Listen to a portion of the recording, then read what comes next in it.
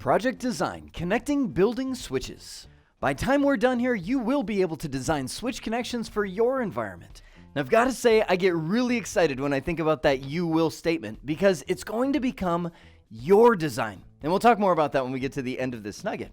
But I want to share a conversation I had just yesterday with you because I thought, man, that is so relevant to what we're doing here. So I'm talking to a guy who's a car mechanic who's working on my car, and I'm just asking him questions. And I said, so how did you learn to do this? How did you learn to work on cars? And he said, well, I went to school for it. And he said, it was a couple days in the classroom, but really the vast majority of the school was just hands-on because that's where you really learn.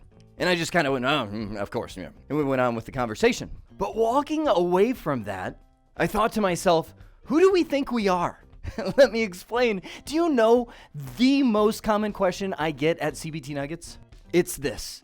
Jeremy, if I watch these videos, will I, and then fill in the directive there, will I be able to pass an exam? Will I be able to get a job? Will I be able to successfully deploy networks? Now let me ask you this. What do you think that car mechanic would have said if I would have asked him that? And now I think of it, I really should have. Just so I would have the exact quote. If I would have said, Brian, that was his name, if you didn't have any of that hands-on, if you just watched it in the classroom, do you think you would be successful? I think we all know what he would have said. Are you kidding me? What? Are you crazy? And so I come back to my original question. What universe are we in that we think we could watch videos and be successful at hardly anything? Oh man, I feel myself getting on a soapbox. So bear with me, I just gotta go a little further. Just before I recorded this video, I was responding to some students on Twitter. And this guy right here, Canoe, I'm sure great guy, sent me a picture of his CCNA certificate. And he said, thank you. All the credit goes to you. And I thought to myself, and I responded, I said, what? That's crazy. You're the one who passed the exam. I just jump-started your car. And that's really what I see my job as. I am simply an accelerator to your learning. I'm doing my best to take my 20 years of experience and show you what you really need to know to be successful. Okay, I'm coming off my soapbox now, but I cannot overemphasize how important it is for you to do the exercises at the end of every one of these nuggets, and then go beyond what I'm even asking you to do there. I can promise you it's not going to be easy. It's not always fun, but in the end, it's good, and you will learn a ton. All right. I'm truly off my soapbox now, so let's come back to what design should we use to connect these two office suites together. Over here in suite number 4, you can't really see it at the top, but there's a switch up there and a switch at the bottom and the patch panel sitting there right in the middle. Suite number 1, I'll tell you before we do anything, we got to clean that thing up, but there is somewhere in that mess of cable, 2 switches as well, and I'm going to assume a couple patch panels behind that spaghetti string of cabling that's making that office work. We currently have 2 cables run between these 2 offices, so I'm going to factor that into our design as well. So let's come to a blank slate. Suite 1, I've got 2 switches here. Suite 4, I've got 2 switches here. If these switches were unmanaged, there'd only be one way to connect them. Daisy chain. Connection, connection, connection. That other connection we have between the 2 offices would just sit there idle. We wouldn't plug it into anything because if we did, what would happen? A loop. A broadcast message would happen at some point and it would spin around the network, taking the whole thing down. Thankfully, we do not have unmanaged switches, so it opens the door for 2 other designs. I'll tell you what I would love to do is designate these 2 switches in suite 1 as the core for that building. I would take a couple cables and connect them and configure those as a lag. Now again, that's link aggregation. It bonds the 2 together as a single logical connection between the switches. That way there's no chance of looping happening. I would then look over here at suite number 4 and think of those 2 switches as the core of that building. Link those 2 with a lag and then connect them together with a series of 4 cables. Just so I have some names, I'll call this switch 1, switch 2, switch 3, and switch 4. I take the 2 cables that are already run between the 2 suites and connect them like that. Then I would run 2 more cables, one like this and one like this. Now, first off, can you see without managed switches and without spanning tree what kind of loop nightmare we would have? A single broadcast from just say a computer sitting plugged into one of those switches would go zing, zing, zing, zing, zing, zing, zing. I mean, you take down the whole network in a second. So spanning tree is an essential piece of this whole puzzle. Now, why did I do the crisscross? Why do I want to run 2 more cables? Well, primarily because I'm already starting to think about link utilization. See, spanning tree protocol will stop the loops in the network by blocking cables that we're not using. And the way it does that is by picking a root bridge. We talked about this earlier in the series. You want that root bridge to be the most core switch of your network. So in this case, I would say that would be switch 1. Switch 1, you are the root. Now all the switches try to find the best way to get to the root bridge and block whatever redundant links are left over. The main way they find the best route is based on the speed of the links. Let's just imagine all of these links are 1 gigabit per second, so everything created equal. Switch 2 is going to say, oh, well, I've got 2 1 gigabit per second links bundled to switch 1 that way, so that's my best link. Switch 3 is going, okay, well, I could go this way, and I only cross 1 connection. Or I would go this way, and I would cross 1, and then I'd have to go through this guy, and that's 2 connections. This top route's definitely better, so let's go that way. And now here's why I added the extra cables. Switch 4 is going to look and say, oh, okay, I can go that way, and I only cross 1 link to get there, so that's the way that I'm going to choose. If I didn't have those 2 connections, let's just yank those out of there. Switch 4 may decide to go that way, or it may decide to go that way, because it sees 2 equal cost paths. Now, the way it figures out which way to go is a little bit random, and we'll talk about it later when I fully unpack spanning tree. But not even thinking about spanning tree, what if this switch went down? Well, switch 4 is going to go across that lag link and start using that top connection. Now remember, these are 24 or 48 port switches that have a whole bunch of computers connected at 1 gigabit per second as well. It won't take too long to oversaturate this connection and slow it down. That's why I prefer to have the crisscross, because no matter what, I always have a dedicated connection between these core switches. So even if there was a major switch failure, I would still have 2 active links connecting the 2 office suites, and I wouldn't find myself in a place of oversaturating one of those connections.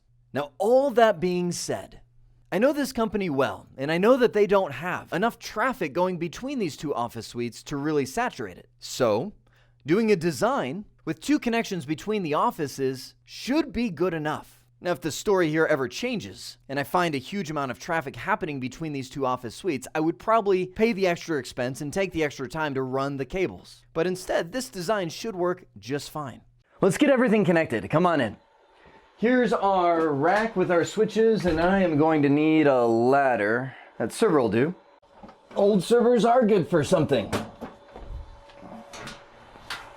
This is the switch at the bottom of the rack, and this is why I love Cisco's SG300 28 port switches. Normally switches are 24 or 48 ports. Cisco decided to go 28 and 52 ports with their SG series because that gives you 4 extra ports that doesn't line up with the patch panel. Normally patch panels are 24 ports, which will pack out a 24 port switch, whereas these guys give you 4 extra ports to play with, and those are usually your uplink ports. So what I'm going to do here is have port 28 be the connection on both switches that goes back to suite number 1. Then I'm going to have port 25 and 26 be the cross connect between the 2 switches. Remember, there are 2 switches in this rack. That'll be our lag port.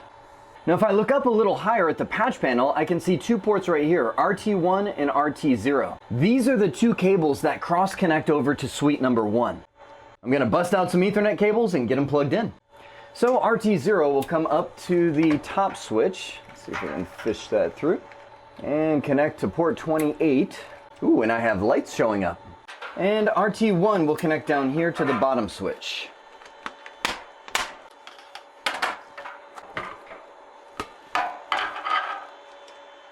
There we go. No light on that one. Now to cross connect the 2 switches, we're going to use gigabit 25 and 26 directly between these 2. I'm seeing there's already a cable sitting in here and it's coming out up here, so that's very convenient. Let's get that guy fished through. You shall be gigabit 25. Snap. And down here, gigabit 25. Snap. We have lights. Yeah. That cable's a little twisted. Let's get him untwisted.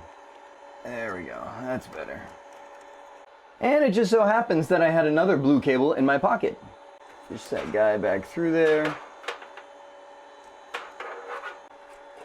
And pull it through. Up to the top. Feed it through. There we go. And through the cable manager. There we go, gigabit Ethernet 26, and we have lights. Make this all pretty.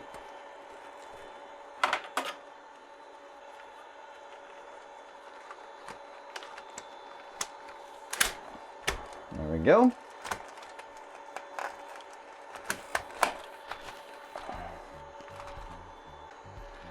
We are connected.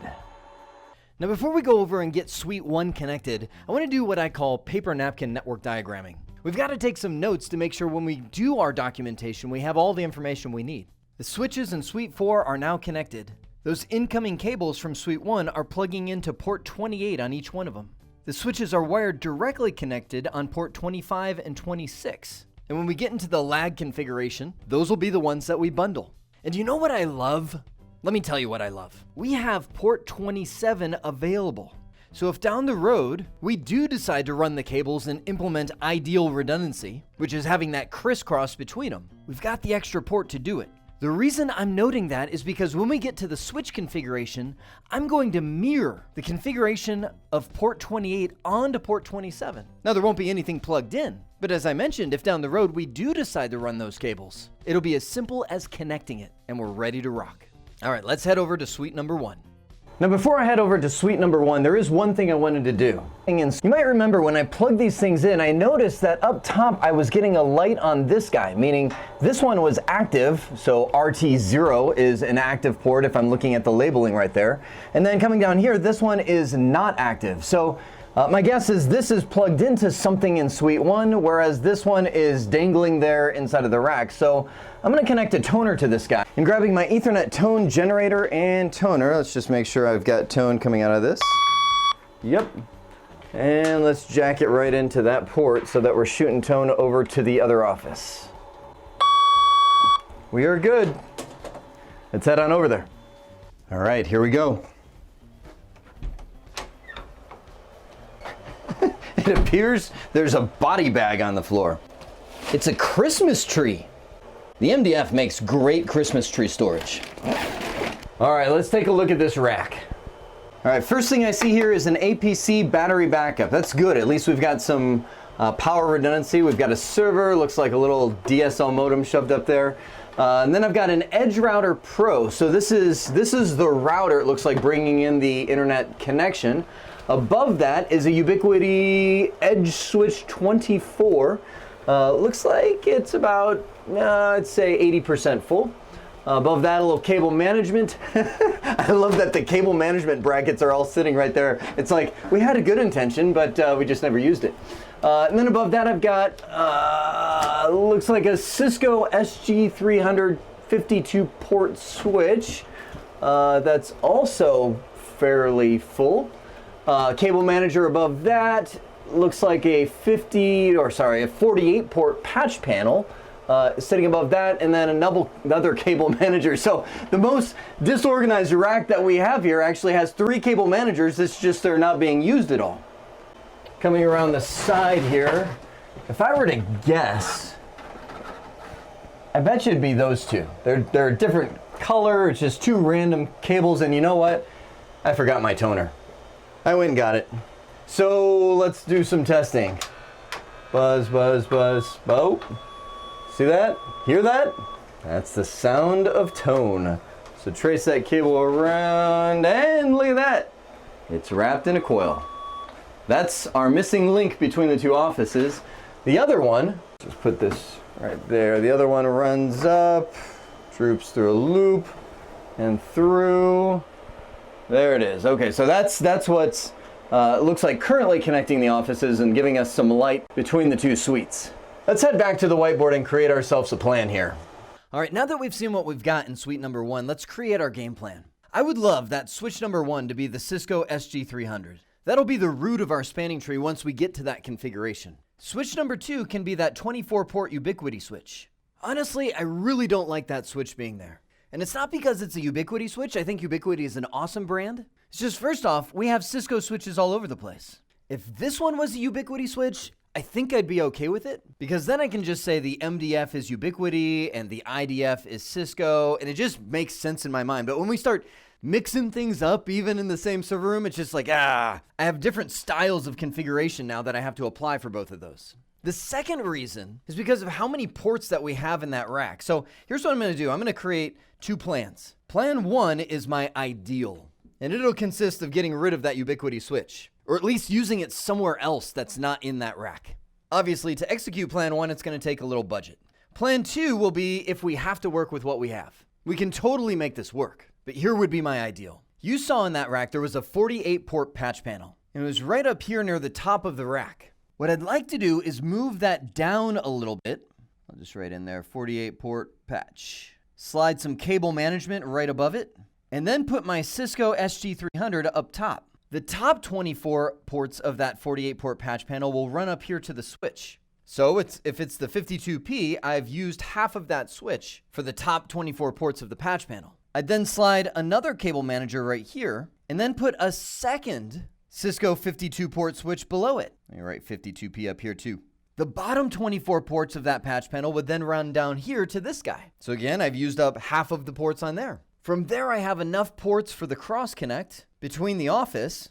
Whoops, I'm cross connecting to plan 2. But you get the idea, this thing right here. And it can be identical, just like it is in the IDF, where I would probably use port 52 on both sides. I'd leave 51 open for that eventual cross connect we would want to put in place. And you remember that would connect to port 27 over here. And then ports 50 and 49 would become the lag. I also would have all of these other open ports for router connections, server connections, all the other stuff we saw sitting in that rack up there that is probably key to this business.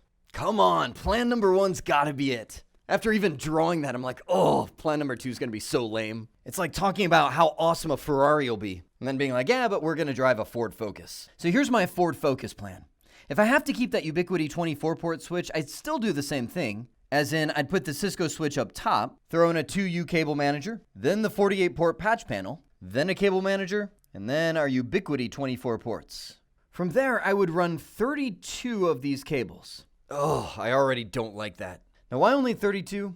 Because to get 48 cables into that 2U cable manager is going to be a mess. But also, if I did the same 24 to 24 split, just like my plan number 1 where I had 24 cables coming up top and 24 going down here, well, at that point, I've packed that switch out. It doesn't have any more ports left. So it wouldn't have any room for the cross connect. It wouldn't have any room for the lag between the two. It wouldn't have any room for redundant internet router connections or server connections or anything like that. It's only got 24 ports. And that would have been dedicated to the 24 ports of the patch panel. So by only running 16 down to that Ubiquiti switch, I leave myself 8 ports. I'm sorry if you have a Ford Focus, but it's just a lame car. And plan number 2 is just a really lame design. It would work, but I wouldn't like it. So I'm going to muster as much charm and charisma as I can and talk to this organization about switching out that guy for another SG300 52 ports. Well, I've got great news. The company not only went with plan number 1, but they also brought me Eric. Eric is volunteering to go into the MDF and do this entire rack cleanup on his own. He's a brave man.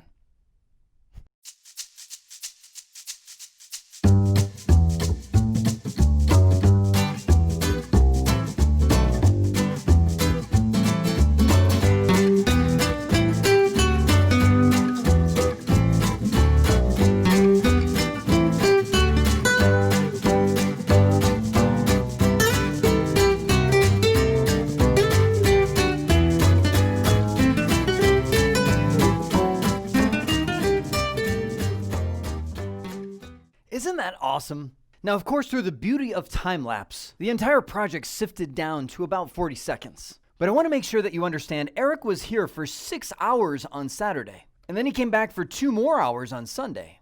I share that because this is time-consuming stuff, and I don't want you to go in and get discouraged because it doesn't take you 40 seconds to do the whole thing. So I said at the beginning that you will be able to design switch connections for your environment. So here's what I want you to do. In your home or your office environment, connect your 4 switches redundantly between 2 rooms needing network connectivity. Here's what I mean by that, and I almost always assume that you're working in your home because businesses are a little skeptical about folks learning networking in their environment. Strange, huh?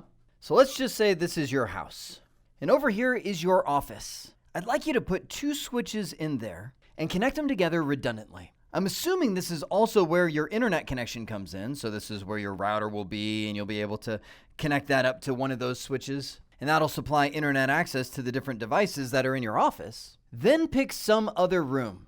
If it were me, it'd be my entry room, because in there I've got a little Synology NAS box that stores all of the pictures and movies and stuff like that my family has. So put your other 2 switches right there. And if you have a device like my little Synology NAS, go ahead and get it connected up. Then connect between those switches redundantly, using the skills you've learned from this nugget. There's a couple different configurations you could use, and I'm gonna leave it up to you, because by golly, it's your house. Now, the reason I'm having you do it between 2 rooms is because it's real. Even if you don't have a Synology, just set up a little IP surveillance camera or something in that room. Connect your Xbox. The other way you could do this is actually just to set up a table and stack your 4 switches, and this is how a lot of people build a lab environment. But there's just something that's lost when you've got a pile of switches and you start running your connections. It's just not real. It's real, but it's not. Hopefully that makes sense. I'd much rather have something in a production environment so that when we get into the configuration, the decisions we make absolutely affect something that's really happening. It's very difficult to simulate an outage in a lab environment. But if I do something and my wife can't access the photos on that Synology drive, whoo, Nelly. That's on the same scale as a data center power failure. So our switches are now connected. Now what? Well, it's time to take that big leap from the physical into the logical and get some configurations going. First thing that we're going to need to do is get console access. That allows us to configure them no matter what IP address that switch is assigned. We'll connect our laptop directly into the switch via a serial cable. Once we're in, we'll put on a base configuration, and the whole goal of that is to be able to manage these switches remotely from the comfort of our desk chair. Then we're going to configure spanning tree in the best possible way. With all this redundant connectivity out there, we need to make sure a loop doesn't happen. And then finally, we'll configure link aggregation between switches that have a pair of duplicated connections.